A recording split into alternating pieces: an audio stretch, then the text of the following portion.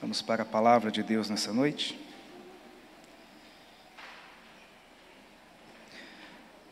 É sempre um momento de tensão, pelo menos para mim, não sei, para o pastor Marco, quando sobe a plataforma para poder pregar. Mas, mesmo depois de tantos anos, ainda é do mesmo jeito. E que bom que é do mesmo jeito, não é? Pastor Marco, eu estou numa situação bastante difícil, porque aquilo que o senhor falou na segunda-feira, com a mensagem toda pronta, desde segunda-feira. Aí hoje de manhã, eu saí para comprar pão, e o Espírito Santo veio ministrando no meu coração algo que Ele quer falar, já tem ministrado já umas 3 ou 4 semanas. E aí hoje de manhã, indo comprar pão, Ele começou a ministrar o meu coração para inserir também dentro da mensagem aquilo que Ele já havia ministrado há algum tempo. E eu estou com essa difícil tarefa também de administrar tudo isso. Mas, em nome de Jesus, vai dar tudo certo até o final. Barreiras, fortalezas estão caindo por terra em nome de Jesus. E a primeira coisa que nós precisamos nessa noite é da sua atenção, da sua conexão com a mensagem e com o culto. Os problemas, aquilo que você precisa resolver depois, deixa para depois.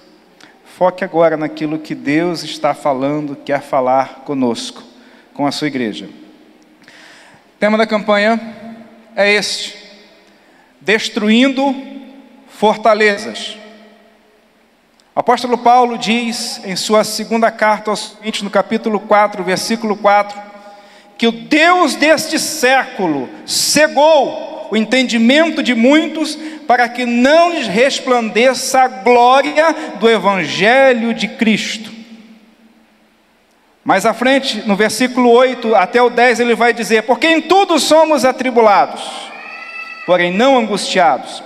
Ficamos perplexos, porém não desanimados. Somos perseguidos, porém não estamos abandonados. Somos abatidos, porém não estamos destruídos. Levamos sempre no corpo o morrer de Jesus, para que também a vida dele se manifeste em nosso corpo. Isto é, uma realidade que precisamos viver. O versículo que eu quero ler, baseado na mensagem que eu quero pregar, está em 2 Coríntios capítulo 10, versículos 3 e 4. 2 Coríntios 10, 3 e 4. Eu posso ler aqui nessa versão, NAA, Nova Almeida Atualizada, é muito semelhante à Corrigida Fiel. Porque embora andemos na carne, não lutamos segundo a carne, porque as armas da nossa milícia não são carnais, mas poderosas em Deus para destruir fortalezas. Embora nós vivamos nesse corpo, Paulo traz uma realidade para nós, verdades espirituais. Aqui precisamos compreender isto, a realidade do mundo espiritual. Não vivemos neste mundo apenas as realidades físicas, mas vivemos também as realidades espirituais, onde na verdade, primeiro é o espiritual e depois o físico. Nós observamos isso quando Moisés escreve lá em Gênesis, capítulo 1, versículo 1. No princípio, criou Deus os céus e a terra. Paulo também escreve em sua carta aos Colossenses, capítulo 1, versículo 16. Porquanto nele foram criadas todas as coisas, nos céus e na terra. Então, são realidades que vivemos neste mundo. E Paulo está a tratar dessas questões. Nós vivemos nesse mundo como seres humanos, mas como seres humanos, nós não lutamos segundo os padrões deste mundo, porque as nossas armas não são carnais, mas elas são poderosas em Deus para destruir fortalezas. Nossa campanha, que inicia hoje, são 7 semanas. 7 semanas baseado no tema Destruindo Fortalezas. Nós vamos falar sobre 5 potestades que caíram. 5 potestades que caíram. E elas vão ser pregadas, cada uma delas, por semana. A primeira que vamos falar aqui é Baal. Baal. O contexto bíblico que nos remete à memória a respeito de Baal é na batalha do Carmelo, quando Elias está ali para lutar, para guerrear contra os 450 profetas de Baal. Nós temos isso na memória. Então, quando falarmos sobre Baal, quando for ministrado sobre Baal, isso vai ser na próxima semana. Quem quer saber mais sobre essa potestade? Você não pode faltar semana que vem. Aliás, você não pode faltar quarta nenhuma dessa campanha. Uma das fortalezas que nós precisamos também compreender que precisa cair por terra é a vontade de ficar em casa. Quem está aqui que estava com vontade de ficar em casa? Seja sincero. Isso é uma fortaleza. Isso precisa ser vencido dia a dia, porque muitas vezes temos vontade de não vir. Isso é uma fortaleza. Sim ou não? Sim. Você precisa vencer, sim ou não? Sim. Precisamos estar no local de culto, sim ou não? Sim. Porque a fé vem pelo ouvir, e ouvir a palavra de Deus. Aqui nós estamos sendo ministrados, aqui estamos sendo edificados, aqui a fé está sendo construída em nossos corações pela palavra que está sendo entregada. Então, Baal.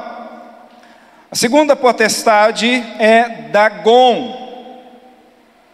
O contexto bíblico que traz a memória é que ele era um deus filisteu.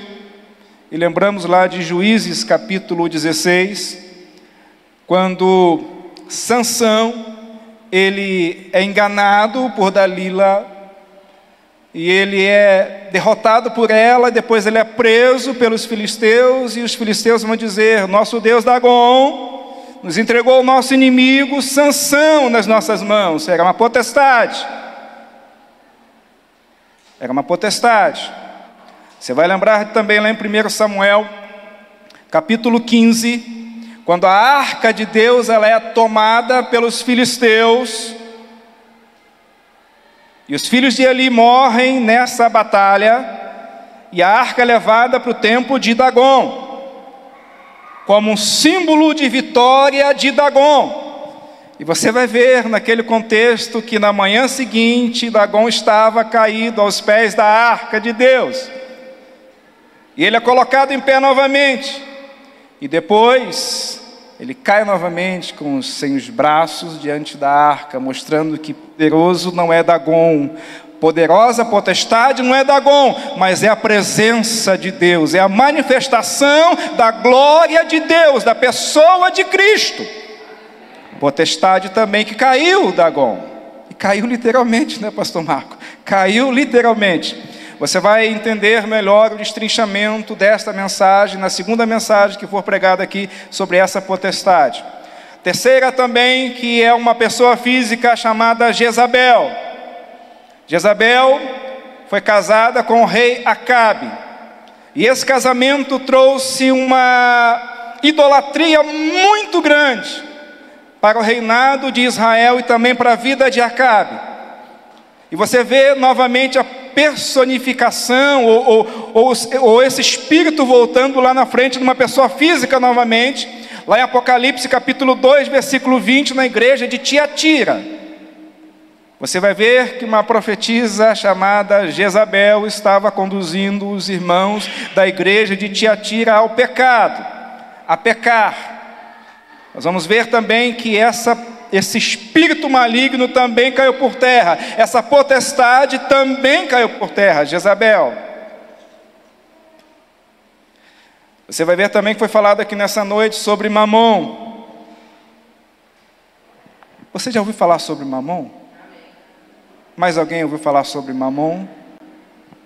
Lá em Mateus capítulo 6, versículo 24, nós vamos ver que Jesus compara esse sentimento financeiro, essa busca por riqueza, como um senhor, que pode ser senhor da vida de muitas pessoas. Tem o senhorio de Cristo, e muitas pessoas não se rendem ao senhorio de Cristo, porque o senhor deles é a riqueza. Um exemplo muito interessante disso é o jovem rico. Ele chega diante do Senhor e ele pergunta: mestre, o que posso fazer para me salvar? Jesus diz para ele: cumpre os mandamentos. E ele diz: Senhor, faço isso desde a minha mocidade, o que ainda me falta? Jesus diz para ele: vende tudo o que você tem, dá aos pobres, vem e me segue, e você terá um tesouro no céu. O texto diz que aquele jovem descai o seu semblante, vira as costas e vai embora, porque tinha muitas riquezas. Ele desprezou o senhorio de Jesus para ficar com os bens. E eu quero dizer para nós aqui nessa noite: sem Jesus não temos nada, não possuímos absolutamente nada. Em uma outra parábola nós vemos um homem insensato dizendo para si mesmo: a alma, tens em depósito muitos bens para muitos dias, come, bebe e folga. Então Deus diz: louco, esta noite pedirão a tua alma, e o que tens reservado, para quem será? Então, Mamon é esse sentimento, esse amor, essa idolatria também pelas riquezas. E essa é a quarta potestade também, que já caiu, em nome de Jesus. Já caiu? Já caiu? Amém. A quinta, Leviatã. Nós vemos esse ser relatado no capítulo 41 do livro de Jó, e também duas citações no livro de Salmos. Nós vamos perceber ali que há também uma certa questão espiritual, uma certa influência espiritual. Em cada semana que nós tivermos aqui, eu estou dando hoje uma visão geral e estou encaixando aquilo que eu preciso encaixar também nessa noite. Vamos ter em cada semana uma realidade espiritual dessas potestades. Então a primeira é Baal. A segunda, a terceira, a quarta, a quinta, Leviatã. São 5 semanas após esta, eu estou dando apenas a visão geral de tudo, e vão vir 5 pregadores aqui explanando melhor cada ser deste. Agora eu preciso também falar nessa noite, e frisar isso nessa noite: essas potestades não reinam mais, porque elas já caíram. Elas já caíram, em nome de Jesus. Eu estava hoje numa situação bastante difícil. Eu estava a dizer sobre isso antes, né? E eu levei o dia inteiro com essa mensagem, terminei de escrever ela, pastor, quando eu estava saindo de casa no último minuto. Agora, eu tenho uma admiração muito grande pelos personagens do Antigo Testamento, sobretudo os patriarcas. Eu amo a vida de Abraão, de Isaac, de Jacó, de Davi. Eu amo a história particular dos discípulos, dos apóstolos, o apóstolo Paulo. Eu amo a história, a vida, a entrega do apóstolo Paulo. Mas nenhum deles deu a vida por mim, a não ser Jesus. E eu preciso falar nessa noite sobre Jesus, porque nenhuma fortaleza cai se Jesus não estiver conosco. Nenhuma fortaleza vai cair se Jesus não entrar no contexto. E eu quero pedir para projetar pelo menos este, Colossenses capítulo 1, versículo 13. Colossenses capítulo 1, versículo 13. O qual nos tirou da potestade das trevas e nos transportou para o reino do Filho do seu amor, o qual nos tirou da potestade das trevas. Quem nos tirou da potestade das trevas foi Jesus. Quem derrotou a potestade foi Jesus. Quem venceu o diabo foi Jesus. Quem derrotou o pecado na cruz foi Jesus. Ele nos tirou da potestade das trevas e nos transportou para o reino dos filhos do seu amor. É por causa de Jesus que nós estamos aqui, e em Jesus nós somos mais do que vencedores. Em Jesus a igreja permanece de pé. Em Jesus não há potestade que fique de pé à nossa frente, porque todas já caíram em nome de Jesus. Se você crê nisso, levante a sua mão e adore ao Senhor na beleza da sua santidade, porque é por causa de Jesus que nós estamos aqui vencedores nessa noite. Aleluia. Ele é o nosso libertador. Jesus é a nossa esperança. Jesus é a esperança de vencermos todas as fortalezas. Ele é a esperança de todo homem. Jesus é a esperança de todo o homem. Ele enfrentou potestades, poderes das trevas, e venceu. Eu vou repetir. Ele enfrentou potestades, poder das trevas, e venceu. Ele enfrentou potestades, poderes das trevas, e venceu. E porque ele venceu, a igreja também é vencedora nessa noite. E porque ele derrotou as potestades, as trevas, o diabo, o pecado, nós também somos vencedores nesta noite. Aleluia. O que me veio ao coração e está no meu coração há algumas semanas é o que acontece lá no Evangelho de Marcos, no capítulo 5. Um pouco antes, no capítulo 4, vai dizer para nós que Jesus diz aos seus discípulos: chegamos ao outro lado, passemos para a outra margem. Eles começam a navegar em direção à outra margem, que era a cidade de Gadara. No meio do caminho levantou-se grande tempestade de vento e de água que entrava no barco. Jesus levantou-se, repreendeu a tempestade e os ventos, houve bonança e chegaram do outro lado. No capítulo 5 vai dizer para nós, início do capítulo 5 de Marcos, que Jesus chega nessa cidade e ali existe um homem. Ele está possesso de demônios. E quando ele vê Jesus, ele corre ao encontro de Jesus, não porque ele quer adorar, mas porque ele sabe quem está ali. Ele sabe quem chegou. Ele sabe que o Rei dos Reis, o Senhor dos Senhores, chegou na cidade. E o endemoniado vem. Jesus repreende aquela legião de demônios, liberta aquele homem.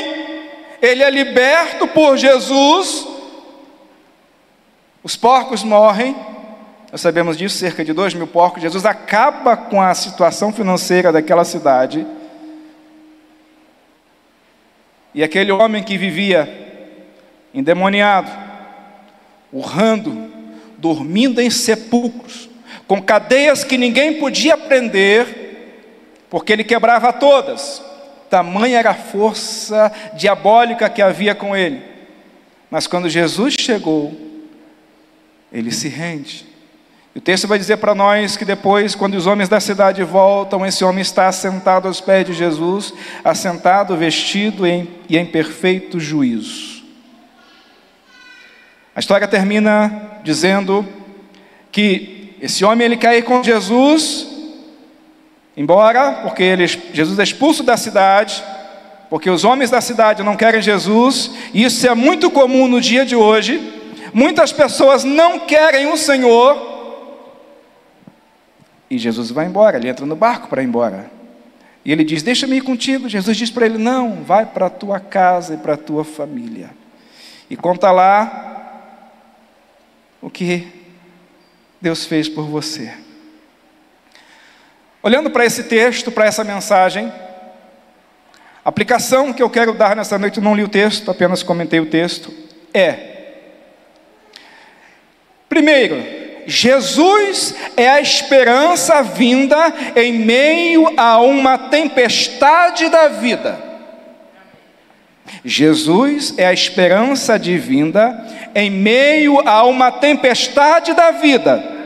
Eu não sei o que você está passando, não sei o que você está vivendo, não sei qual é a tempestade na sua vida, quais são os ventos, qual é a tempestade que está acontecendo na sua casa, na sua vida, no seu coração. Mas deixa eu dizer uma coisa para você nessa noite: Jesus é a esperança para você em meio a essa tempestade. Se ela é a doença, Jesus é a esperança em meio à doença. Se é problema financeiro, Jesus é a esperança em meio à crise financeira. Se é problema na família, tempestade no casamento, Jesus é a esperança em meio à tempestade conjugal. Se é problema com os filhos, Jesus é a esperança em meio à tempestade familiar. Ele é a esperança. Jesus é a esperança. Segunda coisa, Jesus é a esperança que vem ao encontro do necessitado. Pergunta: que esperança tinha este homem, do qual nós acabamos de falar, do qual acabei de falar? Nenhuma. Ele era desprezado por todos, não tinha amigos, não tinha consideração de ninguém. Só Jesus olhou para ele e ele foi. Jesus foi a esperança daquele homem. Agora, Jesus é a esperança que vem ao encontro do necessitado. Ele estava necessitado. Tem alguém necessitado aqui nessa noite? Tem alguém necessitado aqui nessa noite? Eu quero dizer para nós nessa noite que Jesus é a esperança para o necessitado. Se há necessidades entre nós, estou vendo muitos irmãos aqui se abanando, eu vou ser breve. Se há esperança para o necessitado, essa esperança está em Jesus. E esse culto tem tudo a ver com Jesus, porque Jesus é a esperança, o culto Hope é a esperança, e Jesus também é a esperança. Por quê? Porque Jesus vê, escute, Jesus vê o que ninguém vê. O que Jesus viu em Gadara não foi o comércio dos porcos, nem a falência espiritual daquela cidade caída. O que Jesus viu em Gadara foi um homem com potencial enorme para o evangelismo, um homem com potencial enorme para a gratidão, um homem com potencial enorme para a adoração. Toda a cidade olhava para ele e a única coisa que via: ele não presta, ele tem que estar preso, ele tem que estar amarrado, porque ele é uma ameaça. Mas Jesus viu ali um homem que precisava de ajuda. Eu quero dizer para nós nessa noite que Jesus vê o que ninguém mais vê. Segunda coisa, Jesus sabe o que ninguém mais sabe. Talvez alguém diga: pastor, estou vivendo uma situação que ninguém conhece. Pastor, estou vivendo um momento onde eu não posso contar nada para ninguém, porque ninguém pode me ajudar. Ele conhece a tua história, Ele conhece a sua situação, Ele conhece a sua dificuldade. Jesus conhecia a necessidade daquele homem, e Ele foi ao encontro daquele homem. Outra questão: Jesus vai aonde ninguém mais vai. Tem lugares que eu não vou, tem lugares que você também não vai, tem lugares que nós não podemos ir, mas Jesus vai em todos os lugares. Tem lugares que a minha consciência diz: não deve ir. Tem lugares que a sociedade diz não deve ir, mas Jesus vai, onde ninguém mais vai, porque o projeto de Jesus é salvar o homem perdido. Jesus foi a Gadara em busca de alguém que ninguém queria. Tem coisas na vida da gente que só Jesus vai, e só Jesus sabe, e só Jesus conhece. E a quarta coisa é, só Jesus faz. Quem podia ajudar aquele homem? Quem poderia fazer alguma coisa por ele? Quem poderia mudar a história de vida daquele homem? Ninguém. Às vezes, nós estamos numa situação e dizemos assim: só Jesus. Só Jesus. Só Deus, pastor, só Deus. E é verdade. É só Deus. É só Jesus. Porque o homem não pode. O homem não tem condições, por mais que queira, não tem condições, por mais que deseje fazer, talvez não tenha capacidade. Tem coisas que a minha mãe, por mais que ela me ame, e ela me ama, ela não pode fazer por mim. Tem coisas que o seu pai, a sua mulher, o seu marido, o seu filho, por mais que lhe ame, não pode fazer nada por você. Existem situações que nem mesmo dinheiro pode fazer. Quer ver uma coisa? Faz isso. Faz de novo. Agora fica 5 minutos sem fazer. Prende e fica 5 minutos. Não pode, né? Se fizer, você não volta. Mas olha, quantas pessoas morreram por falta disso? Quantas pessoas perderam a vida porque não puderam fazer isso? E não foi por falta de dinheiro nem recurso. Foi porque Jesus não entrou na história. Existem coisas na vida da gente que só Jesus pode fazer. Tem histórias que só Jesus pode mudar. Tem situações, laudo médico, laudo clínico, que só Jesus pode mudar. Sara era estéril. Abraão, desejoso de ser pai, tinha uma promessa, mas naturalmente nada podia fazer por Sara, porque Sara é estéril, já está adiantada em idade, humanamente falando, não podia se fazer nada.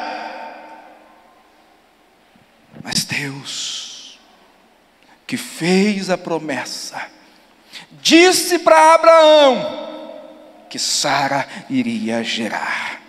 E Abraão creu, mesmo contra a esperança, que Deus poderia trazer à existência aquilo que não existe. Ele creu e ele viu o milagre na sua casa. Isaac estava lá. Isaac significa riso. E aí você pode imaginar o riso no rosto dos velhinhos, Abraão e Sara, com uma criança no colo. Quem podia fazer isso? Só Deus. E hoje também, só Jesus, na sua vida e na minha também. Jesus é a esperança em meio à incerteza do que vai acontecer. Jesus é a esperança em meio à incerteza do que vai acontecer. A exemplo disto, lá em Marcos capítulo 9, de 14 a 27, Jesus destruindo uma grande fortaleza, e eu já falei sobre isso aqui hoje. é a incredulidade também. Esta, pastor, não estava naquela relação, mas por causa do texto e por causa da inclinação do Espírito Santo, está sendo colocada também. Existe uma grande barreira que impede as pessoas também de alcançarem a bênção ou o milagre, que chama-se incredulidade. Para muitas pessoas as barreiras não vão cair, porque elas não creem. Infelizmente, para muitas pessoas as fortalezas, elas não vão cair. Por quê? Não é porque Jesus não pode, Ele pode fazer tudo, mas é porque ela não acredita, ela não crê. Lá em Marcos, capítulo 9, do versículo 14 ao versículo 27, eu ainda tenho aqui poucos minutos. Deixa-me rapidamente voltar aqui. O texto aqui, a situação aqui, é de um pai que traz o seu filho endemoniado para que os discípulos ou Jesus expulsasse o demônio do menino. Porque o demônio pegava o menino, jogava no fogo, jogava na água e fazia uma arruaça com o menino e na vida dos pais. E esse pai pega o menino e leva para os discípulos. Jesus não está lá, Jesus está no monte a noite toda com outros discípulos, e foi a transfiguração, e Jesus está descendo do monte, é de manhã, e está aí aquela confusão, os discípulos não conseguiram expulsar o demônio do menino, e Jesus chega, e eles estão discutindo com os discípulos, os fariseus estão discutindo com os discípulos, e Jesus pergunta: o que vocês estão discutindo com eles? Nesse momento que Jesus faz a pergunta, o pai diz: Senhor, eu trouxe meu filho endemoniado para que os teus discípulos expulsassem, mas eles não puderam. E aí Jesus pergunta para eles e diz: ó geração incrédula, até quando vos sofrereis?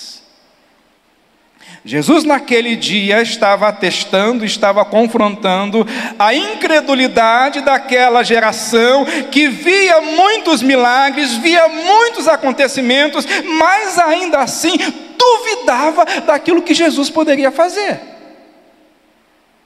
E ele questiona essa incredulidade deles. E aí o pai do menino diz assim: Senhor, eu trouxe meu filho para que os teus discípulos pudessem expulsar, eles não puderam, mas se tu podes fazer alguma coisa, olha o que o pai diz: se tu podes.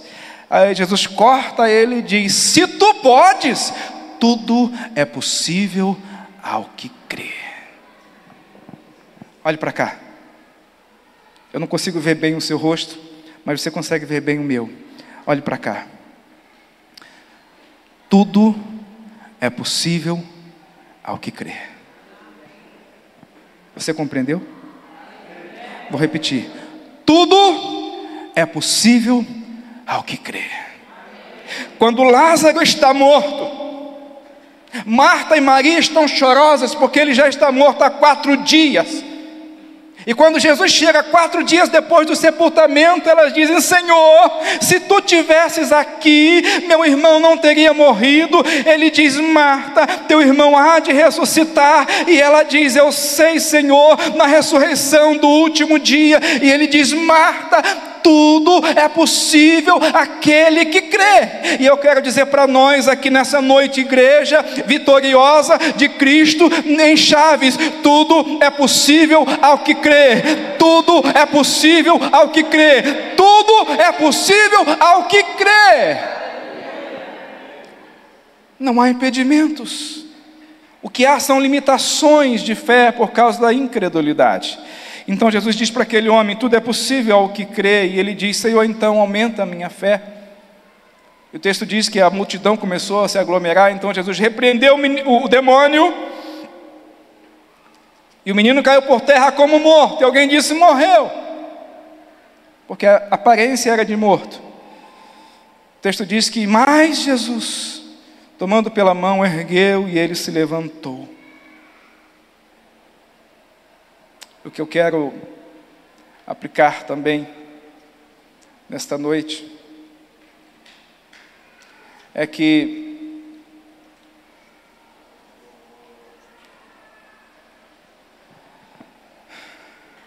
aquela família estava sofrendo muito, porque o filho estava possesso de demônios. Eles não tinham alegria, eles não tinham expectativa. E Jesus pergunta: há quanto tempo isso acontece? E o pai diz: há anos. Existem pessoas que estão há anos sofrendo. Existem famílias que estão há anos padecendo. Vou dizer para você nessa noite: em Jesus há esperança, porque tudo é possível. Tudo é possível aquele que crê. Talvez alguém diga: pastor, o senhor não conhece a minha dor, não conhece aquilo que eu estou passando, não sabe o que eu estou vivendo. 1 Pedro 5,7 diz: lançando sobre ele toda a vossa ansiedade, porque ele tem, Ele tem cuidado de você, Ele tem cuidado da sua casa, Ele tem cuidado da sua família, Ele tem cuidado do seu casamento, Ele tem cuidado do seu trabalho, Ele tem guardado você quando você entra e quando você sai. Lança sobre Ele toda a sua ansiedade. Não fique preocupado, não fique angustiado, não fique angustiada, não fique temeroso, não fique aflito em casa, porque você acha que a porta não vai abrir, a cura não vai vir. Não, vem para a igreja, porque aqui é a palavra de esperança. Aqui a palavra de vida. Aqui a nossa fé está sendo edificada. Lance sobre Ele toda a sua ansiedade. Por quê? Porque Ele tem cuidado de nós. A segunda coisa que eu observo também nesse texto, e eu já estou nos 5 minutos finais, é a frustração.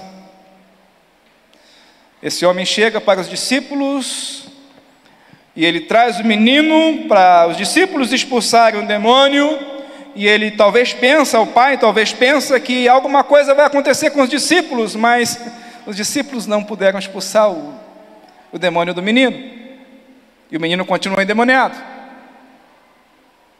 E eu quero dizer para alguém aqui nessa noite, que alguém pode ter se frustrado, porque veio uma vez, não aconteceu.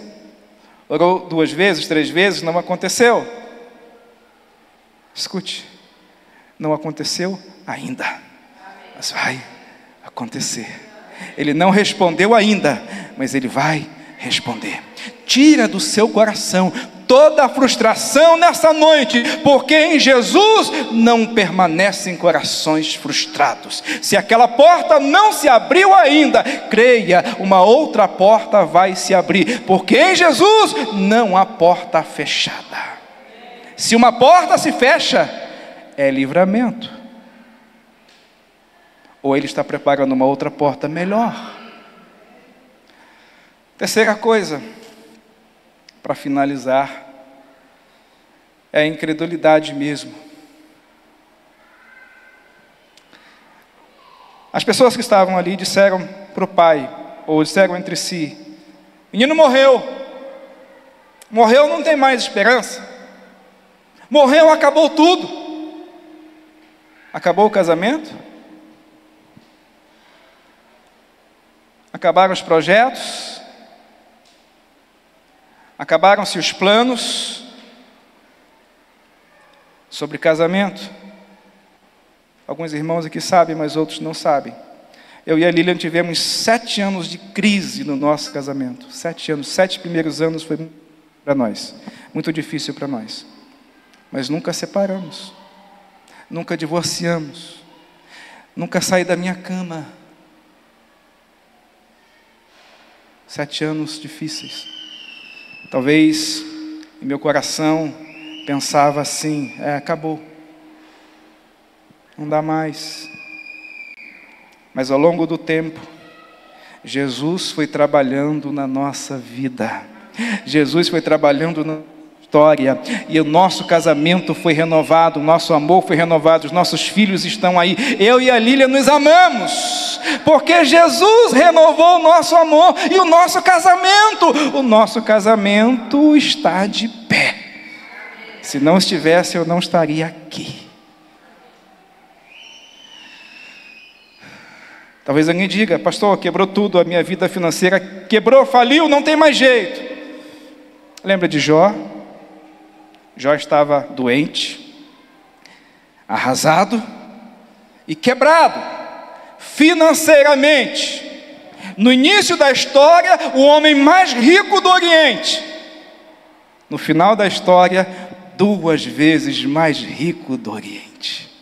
Jesus transforma quebrados em homens de sucesso, em homens vitoriosos, por causa de uma palavra que eu observo no texto, e eu fecho aqui.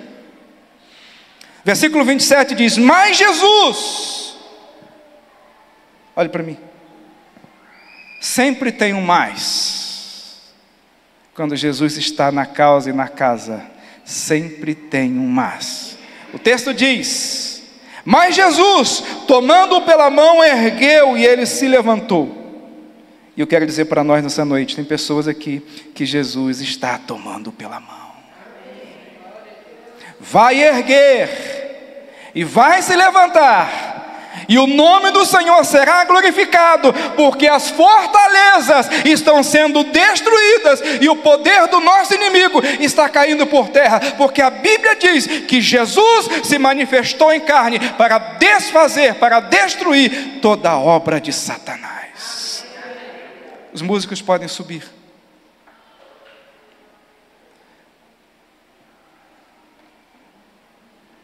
Fique de pé, por favor.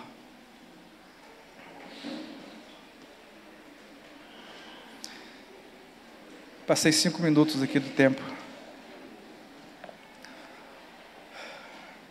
Mas escute. Um ato profético. Perdoe-me, pastor, fazer um ato profético.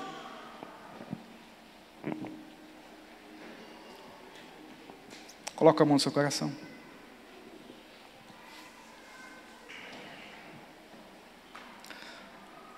Às vezes as fortalezas elas não caem por causa do coração que não se inclina. Às vezes as fortalezas permanecem de pé porque o coração não se inclina. Eu quero profetizar nessa noite que o seu coração vai se inclinar diante do Senhor, que o seu coração vai estar aberto diante do Senhor, que a sua mente vai estar aberta diante de Cristo e você vai dizer: Senhor, eis-me aqui para uma grande obra da minha vida, derruba as fortalezas da minha mente e do meu coração, porque eu quero navegar nas águas do teu Espírito, eu quero fluir nos teus planos, eu quero fluir na tua obra para a glória e louvor do teu nome nesta noite. Diga amém, diga aleluia. Aleluia. Estamos a terminar então o culto Hope, mas nós vamos ter tempo agora de outra oportunidade. Eu queria chamar a equipe Fire. A equipe Fire venha e se coloque aqui à frente. O culto Hope, todas no final do culto terá a oportunidade de você trazer o seu pedido Hope e também trazer outros pedidos que você tem. Se você precisa de oração para cura divina, libertação, batismo do Espírito Santo, tem alguma situação na sua vida que você precisa de oração, você vai sair do seu lugar, vai vir aqui à frente com a equipe Fire e vai receber uma oração. Eu, no entanto, vou estar terminando o culto, porque aquelas pessoas que não quiserem vir, elas poderão já sair. O culto estará terminado assim, essa parte do culto, mas ainda ficará aqui a equipe Fire orando por todos que quiserem oração. Então, se você quiser sair, você vai poder sair, mas se você quiser, venha aqui à frente para receber oração, seja qual for a sua situação, venha receber oração, venha trazer um pedido Hope aqui para que receba a oração sobre o seu pedido Hope. nós teremos esse tempo. Amém? Mas que o amor de Deus, a graça maravilhosa do nosso Senhor e Salvador Jesus Cristo estejam sobre todos os irmãos aqui em Chaves, aqui nesta igreja e sobre as igrejas espalhadas sobre toda essa cidade. Em nome do Pai, do Filho e do Espírito Santo. Amém.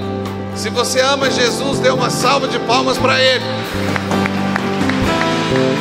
Você vai sair, mas eu digo sempre: seja feliz, mas faça